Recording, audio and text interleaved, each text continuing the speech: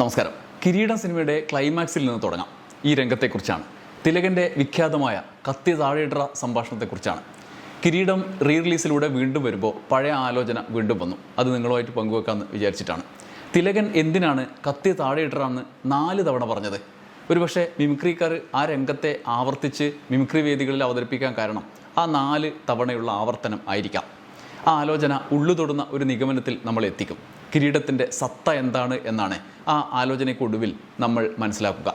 സേതു കീരിക്കാടനെ കുത്തി മലർത്തി സംഘർഷം മുറ്റി നിൽക്കുന്ന ഇടത്തേക്ക് അച്ഛൻ അച്യുതൻ നായർ വരികയാണ്.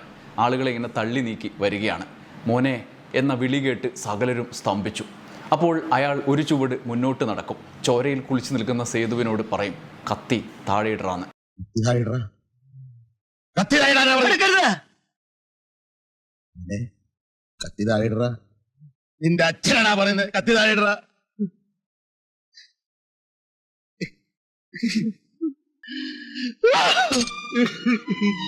സേതു കത്തി താഴെയിടുന്നത് 4ാമത്തെ തവണ അച്ഛൻ പറഞ്ഞപ്പോഴാണ്. നിന്റെ അച്ഛനാടാ പറയുന്നത് കത്തി താഴെയിടറ എന്ന് സ്നേഹത്തിൻ്റെ വിങ്ങലിൽ പൊതിഞ്ഞ് പറയുമ്പോൾ സേതു കത്തി താഴെയിട്ട് നിസ്സഹായതയുടെ കടലിലേക്ക് വീഴും. നിന്ന നിൽപ്പിൽ നിന്ന് അയാൾ ഭൂമിയിലേക്ക് പതിക്കും. അയാൾ അവിടെ ഇരിക്കുമ്പോൾ അച്ഛൻ അച്യുതൻ നായർക്ക് എല്ലാം നഷ്ടപ്പെട്ട് നിൽക്കുന്ന ചങ്കു പറഞ്ഞ വേദന ഉണ്ടാകും. താഴെ ജീവൻ നഷ്ടപ്പെട്ട കീരിക്കാടൻ ജോസിൻ്റെ ശരീരം നമ്മൾ കാണാതെ അവിടെ കിടപ്പുണ്ടാകും. എല്ലാം നഷ്ടപ്പെട്ട 3 പേരുടെ നിസ്സഹായതയുടെ മരുഭൂമി. കുറേ മനുഷ്യർ ചുറ്റും കൂടി നിൽക്കുന്ന തെരുവ്. അത് ജീവിതത്തിൻ്റെ തെരുവാണ്. അവിടെ വൈകിയെത്തിയ ആ വിളിയിലാണ് കത്തി സേതുവിൻ്റെ കയ്യിൽ നിന്നും താഴേക്ക് പതിക്കുന്നത്. സ്നേഹത്തിൻ്റെ ആ വിളിയിലാണ് അയാൾ പിന്തിരിയുന്നത്. പിന്നീട് പലപ്പോഴും മിമിക്രി പ്രതിഭകൾ ആ രംഗം വ്യാപകമായി അനുകരിക്കുന്നത് കണ്ടിട്ടുണ്ടാവും. കത്തി താഴെയിടറ, എൻ്റെ അച്ഛനാടാ പറയുന്നത് എന്ന തിലകൻ്റെ പ്രയോഗം. യഥാർത്ഥത്തിൽ ആ അനുകരണത്തിലേക്ക് നയിച്ചതിൻ്റെ പ്രധാന കാരണം ഞാൻ നേരത്തെ പറഞ്ഞതുപോലെ ആവർത്തനമായിരിക്കാം. 4 തവണയുള്ള ആവർത്തനം. എന്തിനാണ് തിലകൻ അത് തന്നെ ആവർത്തിച്ച് പറയുന്നത് എന്ന് നിങ്ങൾ ആലോചിച്ചിട്ടുണ്ടോ? ഞാൻ ആലോചിച്ചിട്ടുണ്ട്.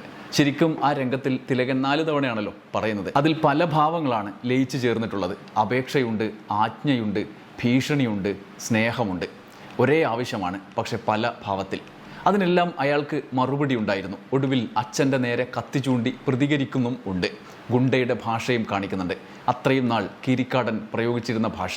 കീരിക്കാടൻ അതിലേക്ക് എടുത്തെറിയപ്പെടുന്നതിന് മുമ്പ് മറ്റൊരാളുടെ ഭാഷ അത് കീരിക്കാടൻ ഏറ്റെടുത്തതാകാം. ആ ഭാഷ ഇപ്പോൾ കീരിക്കാടനിൽ നിന്ന് സേതുവിലേക്ക് വന്നതാകാം.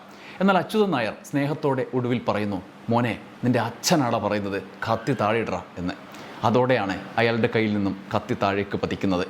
ഒരുപക്ഷെ ഏറെ വൈകിപ്പോയ സ്നേഹത്തിൻ്റെ വാക്കുകളാണ്. ജീവിതം എല്ലാം നഷ്ടപ്പെട്ടതിന് ശേഷം ആ വാക്ക് അയാളുടെ ഉള്ളിൽ തൊട്ടു. അയാൾ കത്തി താഴെയിടുകയാണ്. പല ഭാവത്തിലൂടെ ഒരേ സംഭാഷണം ആ സിനിമയുടെ ആകെ അന്തസത്ത പ്രകടിപ്പിക്കുന്നു. സ്നേഹത്തിലൂടെ മാത്രം തോൽപ്പിക്കാൻ കഴിയുന്നതാണ് കുറ്റകൃത്യം എന്ന അന്തസത്ത. പക്ഷേ ചുറ്റുപാടുകൾ, നമ്മുടെ സമൂഹം പല കാരണങ്ങളാൽ അത് അനുവദിക്കുന്നില്ല.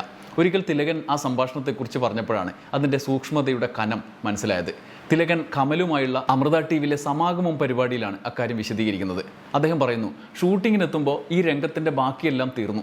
ഇനി കത്തിയുമായി നിൽക്കുന്ന സേതുവിൻ്റെ കയ്യിൽ നിന്ന് കത്തി താഴെ ഇടുവിക്കണം. അതിനെന്താ ചെയ്യുക എന്നതായിരുന്നു പ്രധാന പ്രശ്നം. അത് ചെയ്യിക്കേണ്ടതാരാണ്? ഞാനാണ്, അച്യുതൻ നായരാണ്. അപ്പോൾ ഞാൻ പറഞ്ഞു, ഒരായുധം താഴെ ഇടണമെങ്കിൽ അതിനേക്കാൾ മൂർച്ചയേറിയ മറ്റൊരായുധം പ്രയോഗിക്കണമല്ലോ. അത് എന്താണെന്ന് ആലോചിക്കണം. എന്നാൽ പിന്നെ നമുക്ക് അടുത്ത രംഗം ഷൂട്ട് ചെയ്യേണ്ടത് എങ്ങനെയാണ് എന്നത് നമുക്ക് മനസ്സിലാവും. അതിനെക്കുറിച്ചുള്ള നമുക്ക് ബോധം വരും എന്ന്. അപ്പോൾ സിബി മലയിലും മോഹൻലാലും ലോഹിതദാസും എല്ലാവരും ഉണ്ടല്ലോ. എല്ലാവരും ഒരു നിമിഷം നിശബ്ദരായിരുന്നു. കാരണം അയാളുടെ കയ്യിൽ കത്തിയാണ്. ഒരാളെ കുത്തി മലർത്തിയിട്ട് നിൽക്കുകയാണ്. അതിനെ തോൽപ്പിക്കാൻ തക്ക അതിനേക്കാൾ മൂത്ത ആയുധം വേണമല്ലോ. അത് അച്യുതൻ നായർ പ്രയോഗിക്കണമല്ലോ.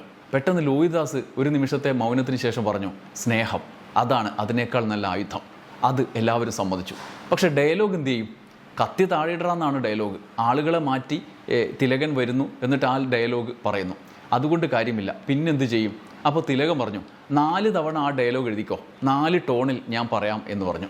ഈ 4 ടോണിൽ പറയുമ്പോൾ 4ാമത്തേത് സ്നേഹം കലർന്ന ടോണായിരിക്കണം. അപ്പോൾ അയാളത് താഴെ വെക്കണം, അല്ലെങ്കിൽ കത്തി താഴെ വീഴണം. ആദ്യത്തേത് സാധാരണ രീതിയിലാണ്, 2ാമത്തേത് പോലീസ് ഭാഷയിൽ. അപ്പോൾ മോഹൻലാൽ തിരിച്ചും അതേ ഭാഷ പ്രയോഗിക്കും. കത്തി തിരിച്ചു ചൂണ്ടും, അച്ഛനാണെങ്കിലും കൊല്ലും എന്ന്. അടുത്തത് അനുനയത്തിൽ കത്തി താഴെയിടറ, എന്നിട്ടും അയാൾ അനങ്ങിയില്ല. ഇത്രയും കഴിഞ്ഞിട്ട് നെഞ്ചത്ത് കൈവച്ച് അയാൾ 4ാമത്തെ ആ ഭാവം പ്രയോഗിക്കും. തൻ്റെ മകൻ ഇത്രയൊക്കെ ആയിട്ടും താൻ പറയുന്നത് കേൾക്കുന്നില്ലല്ലോ എന്ന നിസ്സഹായതയിൽ നിൻ്റെ അച്ഛനാടാ പറയുന്നത് കത്തി താഴെയിടറ എന്ന് പറയും. അതോടെ അയാൾ താഴെയിടുകയാണ്. ഈ 4 ടോണിൽ പറയുമ്പോൾ 4ാമത്തത് സ്നേഹം കലർന്ന ടോണായിരിക്കണം. അയാളുടെ അപ്പോഴത്തെ അവസ്ഥയെ കീറി മുറിച്ചുകൊണ്ടാണ് അത് പറയുന്നത്. അതോടെ അത് സാധ്യമായി. അയാൾ കത്തി താഴെയിട്ടു. ഇത്രയും എന്നോട് സ്നേഹമുള്ള എൻ്റെ മകൻ ഞാൻ പറഞ്ഞിട്ട് അനുസരിക്കുന്നില്ലേ എന്നുള്ള രീതിയിലാണ് നെഞ്ചത്തടിച്ച് പറഞ്ഞത്. എൻ്റെ അച്ഛനാണ് പറയുന്നത്. കത്തി അയാളെറിഞ്ഞു. എറിഞ്ഞതും വളരെ ഡിസ്റ്റർബൻസ് ആയിക്കൊണ്ടായി.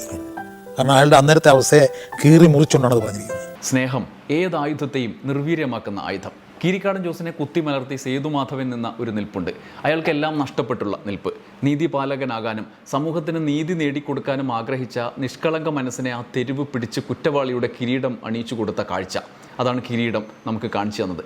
ഒരിക്കൽ അതേ തെരുവ് കിരീടം അണിയിച്ച കീരിക്കാടൻ ജോസ് അയാളുടെ കിരീടമെടുത്ത് സേതുമാധവന് ഇട്ടുകൊടുക്കുകയാണ്. സമൂഹം ഗുണ്ടയുടെ കിരീടം നൽകി. മകനെ പോലീസുകാരനാണ് ആഗ്രഹിച്ച അച്ഛൻ ഒടുവിൽ PSCയുടെ പോലീസ് വെരിഫിക്കേഷനിൽ മകൻ ക്രിമിനലാണ് എന്ന സർട്ടിഫിക്കറ്റ് കൂടി കൊടുത്ത് അവസാനത്തെ ആണിയും അടിച്ചു. പോലീസ് സ്റ്റേഷനിലെ നോട്ടീസ് ബോർഡിലെ ഗുണ്ടാ ലിസ്റ്റിൽ ഫോട്ടോ പതിപ്പിക്കുമ്പോൾ അയാൾ കിരീടം ചാർത്തപ്പെട്ട സേതുമാധവനായി. കിരീടത്തിൻ്റെ ഏറ്റവും വലിയ പ്രത്യേകത അതൊരു ഗുണ്ടയുടെ ചരിത്രം മാത്രമല്ല പറയുന്നത്. സേതുമാധവൻ്റെ ചിത്രത്തിനപ്പുറത്തുള്ള ഒന്നിലധികം ഗുണ്ടകളുടെ ചരിത്രമാണ്. അവരെല്ലാം എങ്ങനെയായിരിക്കും ഗുണ്ടകളായിട്ടുണ്ടാവുക എന്ന് നമ്മളെ കൊണ്ട് ചിന്തിപ്പിക്കുകയാണ് ലോഹിത് ദാസും സിബി മലയിലും ചെയ്തത്.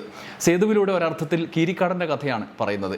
നമുക്ക് അറിയാത്ത അജ്ഞാതമായി സിനിമയിൽ വെച്ചിരിക്കുന്ന കീരിക്കാടൻ്റെ ജീവിതം സേതുവിൻ്റെ ജീവിതം തന്നെ ആയിരിക്കാം. അത് ഗുണ്ടയാകുന്നതിന് മുമ്പ്, കിരീടം ചാർത്തുന്നതിന് മുമ്പുള്ള ജീവിതം അതേ ജീവിതമായിരിക്കാം. സേതു വരുമ്പോൾ അവിടെ കിരീടം വെച്ച കീരിക്കാടൻ ഉണ്ട്. കീരിക്കാടൻ വരുമ്പോൾ മറ്റൊരു ആളുണ്ടാകാം, കിരീടം വെച്ച ഒരാൾ. ആ സമൂഹം കീരിക്കാടൻ ചാർത്തിക്കൊടുത്ത കിരീടം സേതുവിലൂടെ കൈമാറ്റം ചെയ്യപ്പെട്ടു. ആ അർത്ഥത്തിൽ സേതുവിൻ്റേതുപോലെ ഒരു ജീവിതം കീരിക്കാടനും ഉണ്ട്. കീരിക്കാടൻ്റെ കുടുംബവും സ്വകാര്യ ജീവിതവും അതിലേക്ക് വിരൽ ചൂണ്ടിക്കൊണ്ട് സിബിയും ലോഹിദാസും അതിൽ സൃഷ്ടിച്ചിട്ടുമുണ്ട്. സേതുമാധവനിലൂടെ കുത്തേറ്റ് വീണ കീരിക്കാടൻ്റെ കൂടി കഥ പറയുന്നു എന്നിടത്താണ് ലോഹിദാസിൻ്റെ ബ്രില്യൻസ്. സേതു ഒരാളല്ല, അയാൾക്ക് മുമ്പ് നടന്നവരും പിന്നാലെ നടന്നവരും കൂടിയാണ്. ആ സിനിമയിലെ തെരുവ് ഈ സമൂഹമാണ്, ഈ ജീവിതത്തിൻ്റെ ഇടമാണ്. സമൂഹത്തിൻ്റെ മുന്നിൽ സേതുമാർ അകപ്പെടുകയാണ്. അവരുടെ പേര് ചിലപ്പോൾ കീരിക്കാടൻ ജോസ് ആയിരിക്കാം, അതല്ലെങ്കിൽ സേതുമാധവനായിരിക്കാം, ഹൈദ്രോസ് ആയിരിക്കാം. അവിടെ ജാതിയും മതവും ഒന്നുമില്ല. ഒരേ ഒരു അടയാളം, അത് ഗുണ്ടയുടെ, ക്രിമിനലിൻ്റെ അടയാളം. ഒടുവിൽ പോലീസ് സ്റ്റേഷനിൽ ബോർഡിൽ പതിയുന്ന ഫോട്ടോ, ചാർത്തി കിട്ടിയ കിരീടം. രണ്ടാം ഭാഗമായ ചെങ്കോലിൽ കിരീടം അവശേഷിപ്പിച്ച ചോദ്യങ്ങൾക്ക് ഉത്തരം നൽകാൻ ലോഹിദാസ് ശ്രമിക്കുന്നുണ്ട്. കീരിക്കാടനെ അവസാനിപ്പിച്ച് സേതു ആ ജീവിതം ഏറ്റെടുത്ത് തുടരുമ്പോൾ അതിൻ്റെ ഒടുവിൽ അടുത്ത ആൾ വരുന്നുണ്ട്. ചെങ്കോൽ പറയുന്നത് ആവർത്തിക്കുന്ന മറ്റൊരു പിൻഗാമിയുടെ കഥ കൂടിയാണല്ലോ. ചെങ്കോലിൽ ഒരു രംഗമുണ്ട്. സേതുമാധവനെ കാണാൻ സുഹൃത്തായ കേശു വരുന്ന രംഗം. ശ്രീനാഥിൻ്റെ കഥാപാത്രം ഒരു കെട്ടിടത്തിൻ്റെ മുകളിലെ മുറിയിൽ, അവിടെ നെറ്റിയിൽ വെട്ടേറ്റതിൻ്റെ അടയാളവുമായി നിൽക്കുന്ന സേതുവിനെ കണ്ട കേശുവിൻ്റെ ഒരു ഞെട്ടലുണ്ട്. അവിടെ വെച്ച് സേതുമാധവൻ പറയുന്ന ഒരു സംഭാഷണം ഉണ്ട്. ഒരുപക്ഷെ മലയാള സിനിമയിലെ ഏറ്റവും മികച്ച സംഭാഷണ ഭാഗമെടുത്താൽ അത് മുൻനിരയിൽ വരും. മോഹൻലാൽ ഒരുപക്ഷെ കിരീടത്തേക്കാൾ മികവ് പ്രകടിപ്പിച്ച രംഗങ്ങൾ ചെങ്കോലിലാണ് എന്നും പറയേണ്ടി വരും. എത്ര തവണ അത് കണ്ടിട്ടുണ്ടെന്ന് അറിയില്ല. വീണ്ടും വീണ്ടും കണ്ണു നനയിക്കും ആ രംഗം. നമ്മളെ ആകെ ഒരു അസ്തിത്വ പ്രതിസന്ധിയിൽ എത്തിക്കുന്ന സമൂഹത്തെക്കുറിച്ചുള്ള വിലയിരുത്തലാണ്. ജനലിലൂടെ പുറത്തേക്ക് നോക്കി സേതു പറയുന്നുണ്ട്, ദാ കണ്ടോ, ആ തെരുവിലാണ് സേതുമാധവനെല്ലാം നഷ്ടപ്പെട്ടത്, സ്വപ്നങ്ങളും ജീവിതവും എല്ലാം. എന്നിട്ടൊരു കിരീടം വെച്ച് ചാർത്തി തന്നു. ഇപ്പോൾ ദാ ഈ മുഖത്ത് കണ്ടില്ലേ, ആരെയും പറഞ്ഞ് മനസ്സിലാക്കണ്ട എന്ന്. അപ്പോൾ കേശു പറയും, അതെല്ലാം നമുക്ക് മാറ്റിയെടുക്കാം എന്ന്. എന്നാൽ സേതു നിഷേധിക്കും. എന്തിന്? ഇനി ഇത് മാറ്റാൻ പാടില്ല. സേതുമാധവൻ്റെ കിരീടത്തിൽ ഇതൊരു തൂവലാണ്. എന്നിട്ടൊരു ഭ്രാന്തമായ ചിരിയുണ്ട്. മോഹൻലാലിൻ്റെ മികച്ച രംഗങ്ങളിൽ ഒന്ന്. അവിടെ കിരീടത്തിന് ഒരു നിർവചനം പ്രത്യക്ഷത്തിൽ തന്നെ ലോഹിദാസ് നൽകുകയാണ്. സമൂഹം വെച്ചു തന്ന കിരീടത്തെക്കുറിച്ച്. അനശ്വരമായ സിനിമയായി കിരീടം നിലനിൽക്കുന്നതും ആ കഥാബീജത്തിൻ്റെ അടിത്തറയിലാണല്ലോ. എല്ലാ കാലത്തും എല്ലാ ദേശത്തും ആവർത്തിക്കാനിടയുള്ള കഥയാണ്. നമ്മളുള്ളിടത്തോളം അതിങ്ങനെ ചർച്ച ചെയ്യപ്പെട്ടുകൊണ്ടേയിരിക്കും, ഒരു ചക്രത്തിൽ സഞ്ചരിച്ചുകൊണ്ടേയിരിക്കും.